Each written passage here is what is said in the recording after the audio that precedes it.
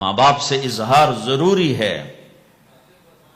یہ سارے وہ رشتے ہیں جن کو میرے نبی نے قرآن سنو ماں باپ کے لیے، وَاخْفِضْ لَهُمَا جَنَاحَ الذُّلِّ مِنَ الرَّحْمَةِ وَقُلْ رَبِّ ارْحَمْهُمَا كَمَا رَبَّيَانِي صَغِيرًا۔ ہاں، ماں باپ کے لیے اپنے پر پھیلا دو، پر بچھا دو۔ کیوں بھائی؟ انسان کے پر ہوتے ہیں یا بازو ہوتے ہیں؟ کیوں جی؟ بولو بھائی۔ باجو، تمہاری گجراتی میں بولو نا، باجو باجو ہوتے ہیں نا، پر تو نہیں ہوتے نا، لیکن اللہ کہہ رہا پر بچھا دو، اپنے ماں باپ کے لیے پر بچھا دو۔ پر بچھانے کا کیا مطلب؟ میں بتایا کرتا ہوں کہ اس آیت کو کسی تفسیر سے میں نہیں سمجھا، نہ کوئی تفسیر والا یہ تفسیر کی طرف جائے گا۔ یہ جو میرا کالج کا ایک دور ہے، ایک تبلیغ کا دور ہے۔ کالج دور میں جب ہمارے گاؤں کے قریب دریائے راوی ہے، اس کے کنارے جنگل تھا بہت بڑا، اس میں ہم شکار کھیلنے جاتے تھے، ایک ایک ہفتہ جنگل میں پڑے رہتے تھے، تو ساتھ کھانے کا سامان، ساتھ سارے حشم خدم، اور ایک ایک ہفتہ ہم شکار کرتے تھے۔ تو وہ تیتر کو لگتا تھا نا چھرا، وہ چھرے لگتے تھے تو گرتا تھا، تو یوں اس کے پر یوں ہو جاتے تھے، میرے آنکھوں کے سامنے وہ تیتر نظر آ رہے ہیں، وہ یوں ایسے کرتے تھے اور یوں گردن ٹیڑھی ہوتی تھی، اور اس کا مطلب یہ ہوتا تھا کہ اب میں تیرے بس میں ہوں، ذبح کر یا چھوڑ دے، میرا بس ختم ہو چکا۔ تو آئے ہائے ہائے، قربان جاؤں قرآن کی خوبصورتی پر۔ میرا رب کہتا ہے اپنے پروں کو بچھا دے ماں باپ کے آگے، جیسے زخمی پرندہ تیرے آگے بچھ جاتا ہے کہ ذبح کر دو صاحب، بھون کے کھا یا کباب بنا کے کھا، اب تیرے حوالے ہوں، ایسے ہی ماں باپ کے آگے یوں ہو جا۔ کیا خوبصورت تعبیر کی ہے۔ لا تقل لہما اف، اون بھی نہ کر۔ آپ نے فرمایا کاش میرے والدین ہوتے، تمنا کی۔ 2 مہینے کے تھے ماں کے پیٹ میں تو باپ کا انتقال ہو گیا، یا اور نہیں تو میری ماں تو ہوتی، میری ماں تو ہوتی۔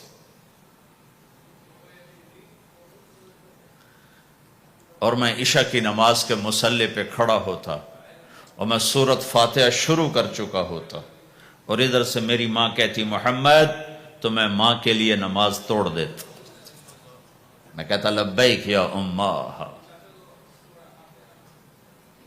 حج کا سفر ہے، 63 سال عمر ہے، ماں کو فوت ہوئے 57 سال گزر چکے ہیں۔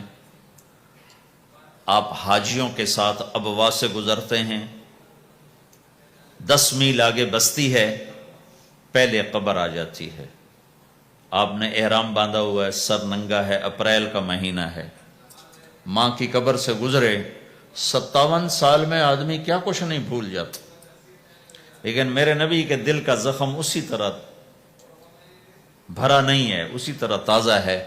آپ اونٹنی سے اتر گئے اور ماں کی قبر کے سرانے آ کے یوں بیٹھے، گھٹنے اٹھائے اور ہاتھ یہاں رکھے اور سر دیا گھٹنوں میں ایسے، اور یوں سر نیچے کر کے جو روئے ہیں جیسے چھوٹے بچے روتے ہیں۔ آپ نے دیکھا چھوٹے بچے گھروں میں ایسے روتے ہیں، ایسے ہم بھی بہت روئے اس طرح منہ گھٹنوں میں دے کر، تو میرے نبی گھٹنوں میں منہ دے کر جوں روئے جوں روئے جوں روئے، کئی گھنٹے روتے رہے۔ سن 2000 میں حضرت آمنہ کی قبر کی زیارت کے لیے پہنچا، ڈھونڈتے ڈھونڈتے اللہ نے پہنچایا، ایک رہبر کو ساتھ لیا، وہ پہاڑوں کے اندر وہ قبر ہے، تو وہ اندر ہمیں لے گیا،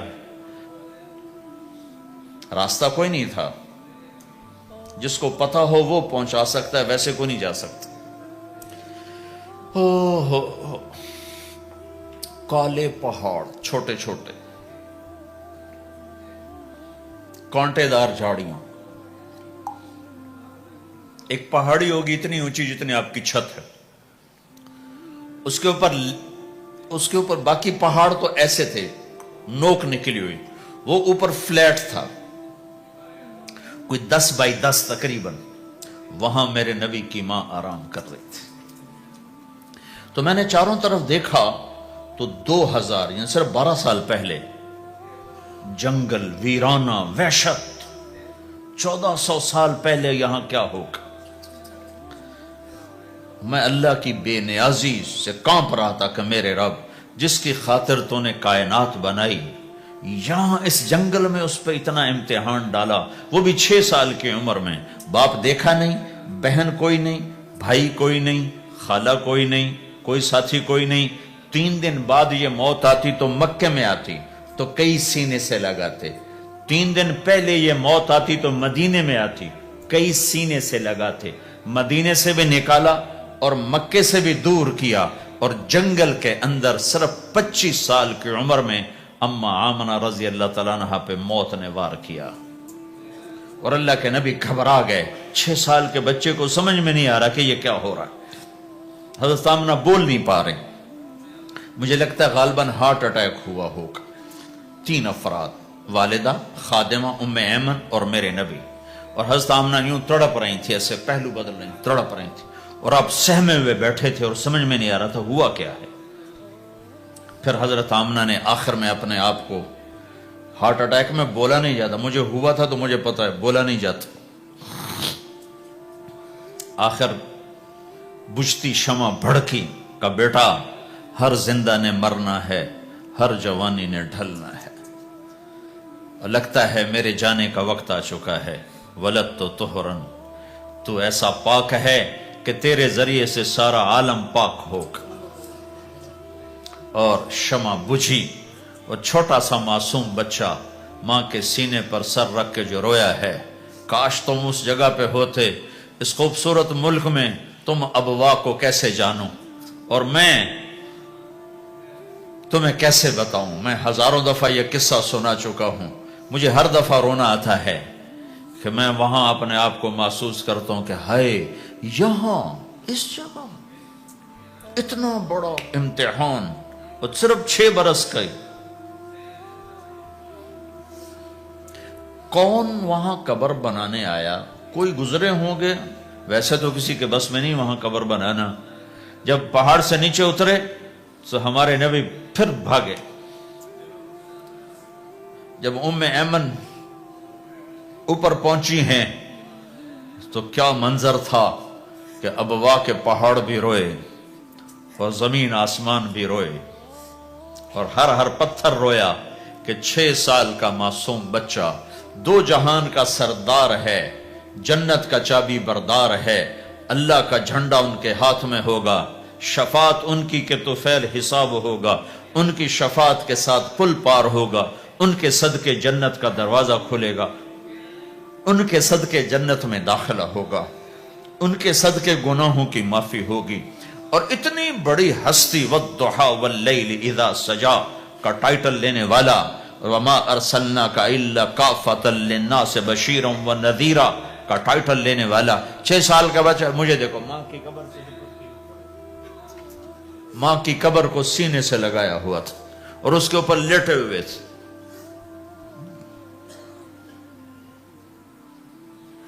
جب حضرت ام ایمن پہنچی ہیں تو اللہ کے نبی کیا کہہ رہے تھے؟ اے میری ماں، تمہیں تو پتا ہے نا تیرے سوا میرا کوئی نہیں تھا، تو مجھے چھوڑ کے کہاں چلی گئی؟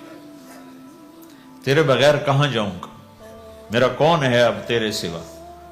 ام ایمن نے اٹھایا کہ مجھے چھوڑ دو، میں کہیں نہیں جاؤں گا، میں اپنی ماں کے سوا کہیں نہیں جاؤں گا۔ کھینچ کے اٹھایا، نیچے لائیں، اونٹنی پہ بٹھایا، 3 راتیں مسلسل روتے روتے یہ سفر ہوا ہے۔ ہائے ہائے، کوئی آنسوں کو آگے، کوئی خالہ نہیں بیٹھی، باپ بھی نہیں بیٹھا ہوا، بھائی بھی کوئی نہیں، بہن بھی کوئی نہیں ہے، کوئی نہیں جس کے گود میں سر رکھ کے اب یہ بچہ سوئے گا۔ تنہائیوں کے ساتھ اب بسیرا ہے۔ تو میرے نبی کا کھانا پینا چھوٹ گیا، کچھ نہیں کھاتے تھے، سارا دن زمزم کے پانی کے چند گھونٹ پیتے تھے اور تنہا بیٹھے رہتے تھے۔ تو اس پر آپ نے یہ کہا، کاش میری ماں ہوتی تو میں ایسی خدمت کرتا کہ اس کے پیچھے نماز بھی توڑ دیتا۔ ماں باپ کا ایک مقام ہے جو دین بتاتا ہے بھائی، صرف پیسہ ہی بنانا سب کچھ نہیں ہے، اور بھی دکھ ہیں زمانے میں محبت کے سوا، راحتیں اور بھی ہیں وصل کی راحت کے سوا۔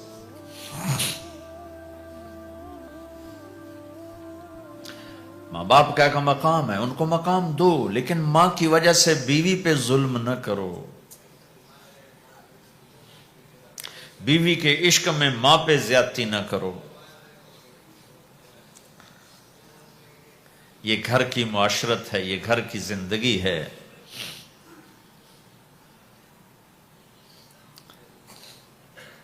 حضرت نعمان بن حارثہ بن نعمان دو صحابہ کے بارے میں آتا ہے کہ جیسی انہوں نے ماں کی خدمت کی اور کسی نے نہیں کی، ایک حضرت عثمان، ایک حارثہ بن نعمان۔ حارثہ بن نعمان کے بارے میں تو آپ نے کہا میں جنت میں گیا تو میں نے قرآن کی تلاوت سنی، تو میں نے کہا یہ کون تلاوت کر رہا ہے؟ کہا جی حارثہ۔ کہا حارثہ تو مدینے بیٹھا ہے، یہاں تلاوت کیسے؟ تمہیں سنانے کے لیے کتنا بڑا سپیکر لگا ہوا ہے، اس ساتویں آسمان پر جنت ہے۔ تو کہا فرشتوں نے کہ جی ماں کی ایسی خدمت کی ہے، جب قرآن پڑھتے ہیں اللہ ساری جنت کو سناتا ہے۔